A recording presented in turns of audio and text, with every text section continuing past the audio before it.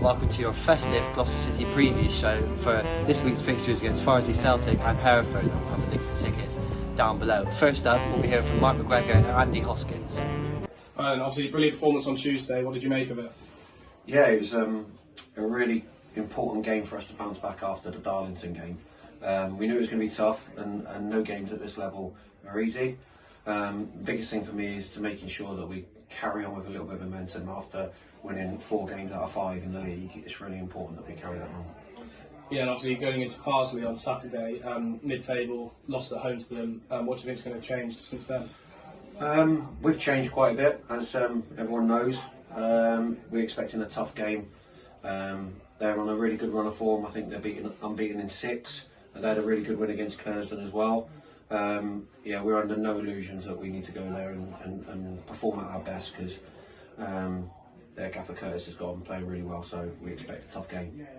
Yeah, and some of the results Gloucester have got this season, they've beaten Alfreton quite comfortably, Spennymoor, and then Curzon National, all quite high up in the table, and you're losing to Darlington. What do you think made the difference on the days?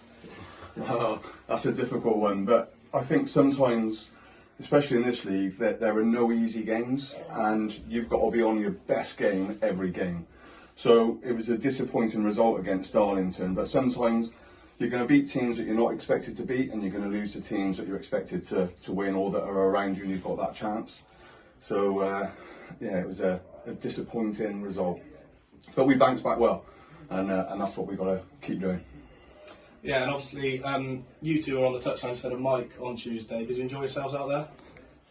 We've done it before, probably half the time due to his ill discipline. No, we're comfortable with it. It happened at Chippenham a couple of times. Look, there's no mistakes that the gaffer don't let any stone unturned. So we talk about the games regularly. We pretty much game plan, and hopefully we're not really needed too much on a Saturday and a Tuesday. Everything we speak to the lads about on a Thursday night or in lead up to game, hopefully they're implementing anyway. So it's just a little tweaks during the game that we maybe needed to do. A little bit of detail around shape and how we can hurt Curzon. Like same in any game, sometimes it works, sometimes it doesn't. So there's no illusions that Cookie picks a team and that's it, and we're there to support that. So it was a win for all of us, and especially I thought it was a shame that we couldn't win against Darlow, but the support again was superb on Tuesday night. It was a really great atmosphere. We want that really leading into big games like Hereford, and especially over a busy Christmas period. Yeah, I think that's one thing we've never struggled with, is the support that we get from the crowd. It's amazing, and I know it's a cliche about that 12th man, but you only had to see the crowd out there on Tuesday and listen to them, and they didn't stop, and they've been like that home. And even when we go away and, you know, we're travelling long distances and you're getting the 20, 30, 40 fans going up there, you know, that quite often you can out-hear them from the home crowd, and the support that we get as a management team, as the lads on the pitch, is second to none, and it's something that Gloucester should pride itself on. Yeah, we spoke to Mike on Tuesday about 2 of the players who came back from injury, and Josh Smile and Louis McGorry. Just how impressed were you with those two, especially Louis, considering he was playing a completely different position to where he used to play for Gloucester? Yeah, I've had Louis previously, so Louis played right back for me before, so I spoke to Cookie about that before he even come in, knowing that he can play a couple of roles, which is really important. And we've admired Josh for some time, so I managed against him when he was at Chippenham, and he was an outstanding footballer. He's coming back from an injury, and we need to be careful with him. I see him when he was at Banbury. Again, he runs the midfield with a couple of lads that he had there. So we know what we were getting. We just got to be a little bit careful with Josh. But both of them applied themselves brilliantly, and we looked after the ball a lot better than we did at Darlow. And that was really important that we did that, because you lose the ball against Curzon, you're chasing it for some time, because they're a great footballing team. Yeah, and last one from me. Just how impressed have you both been with Joe Hanks' leadership in recent games? I mean, he's been brilliant, hasn't he? Well, we've had Anksy as skipper 2 or 3 times, so I think Anksy always leads by example. He goes out there, he gives 100% every time. He's a local lad as well, so playing for this club means a lot to him. And people sort of like rub off that as well, and it spreads around the team. And if he can go out there and do it week in, week out, then everyone else will follow him as well. Now we've got a little fun segment for you. We've got some Christmas quick-fire questions from 3 of our backline that played against Curzon National. Quick-fire questions for you today, based on Christmas, of course. So when you're ready, what's the most important part of Christmas dinner for you, Farouk? We'll start after Lee. Go on, Lee, go and enjoy yourself. I think I'd have to go the roast potatoes. Being Irish and all that. Yorkshire pudding. You know what? Pigs in blanket. Yeah. Pigs in blanket. Yeah, I don't mind that. It's a bit me that. Some good choices. It's not too bad, is it? So, favourite Christmas song? Start it off. Start off. Mariah Carey. Yeah, it's a classic, innit? It's always going to be around and been around for years, so I'll go with Mariah.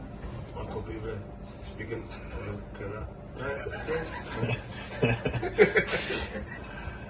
Louis.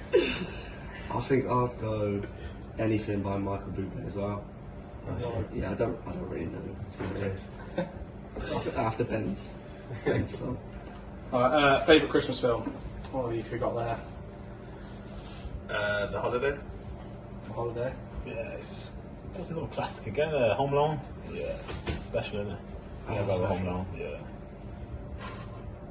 What's it? Elf? Is it Elf? Elf. Yeah, Elf. Yeah. Yeah, Elf. Will Ferrell. Will Ferrell. Yeah, Elf. That's a good shout. Yeah. Good choice. And who in the squad? This will be interesting. Who would play the Grinch the best?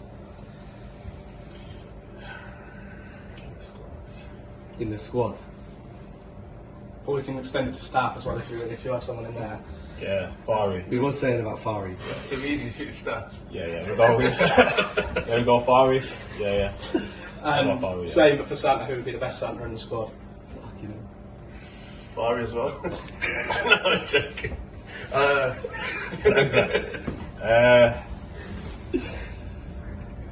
I'd probably say. No, actually, the best Santa. Dozer. Yeah. Dozer. Yeah, Elliot. I'll go with Elliot. What are you most looking forward to about playing Hereford on Boxing Day then? 3 points. Beating them here. Good fan base. Playing for a decent crowd. You know what I mean? So they bring a decent crowd, so it's nice to play. Have nice sort of away support for them. You know what I mean?